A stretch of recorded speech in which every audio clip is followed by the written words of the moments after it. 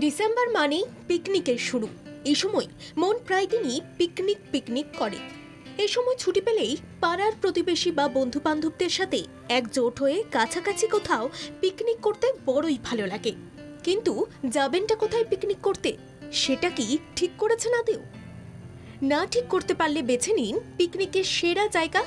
জানেন সেটা কোথায়? বুড়ুল রয়েছে দক্ষিণ 24 পরগনা জেলার রায়পুরে। একেবারে গঙ্গার ধারে এই পিকনিক স্পটটি বেশ জনপ্রিয়। আপনি যদি চান বুড়ুল আসতে, তাহলে বজবজ বা ঠাকুরপুকুর হয়ে গাড়ি করে পৌঁছে যেতে পারবেন এই বুড়ুলে।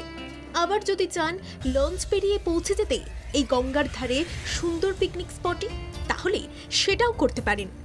রাস্তা দিয়ে পেরোনোর সময় পথে পড়বে বাবা বড় কাছারির মন্দির। একটু নেমে সেখানেও ভগবানের দর্শন করে নিতে পারেন। এরপর আরেকটু দূরে গিয়ে পাবেন রায়পুর মোড়। সেখান থেকে ডান দিকের রাস্তা ধরে গেলে পৌঁছে যাওয়া যায় বাওয়ালি, আর সেখানেই রয়েছে বাওয়ালি রাজবাড়ি। অল্প কিছুক্ষণ হাতে সময় নিয়ে ঘুরে আসাই যায় এই বিশাল বড় রাজবাড়ি থেকে।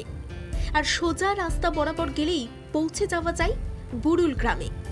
নদীর পাড়ে পৌঁছতেই দেখা যায় একের পর এক নৌকো, কোনোটা দাঁড়িয়ে রয়েছে, আবার কোনোটা ভেসে বেড়াচ্ছে দূরের দিকে।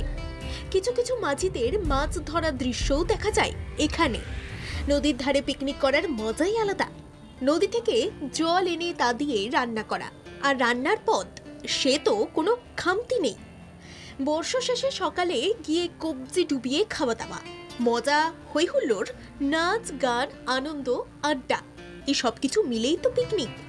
এখানে চাইলে আপনি এক রাতের জন্য থেকেও যেতে পারেন রিসর্টে।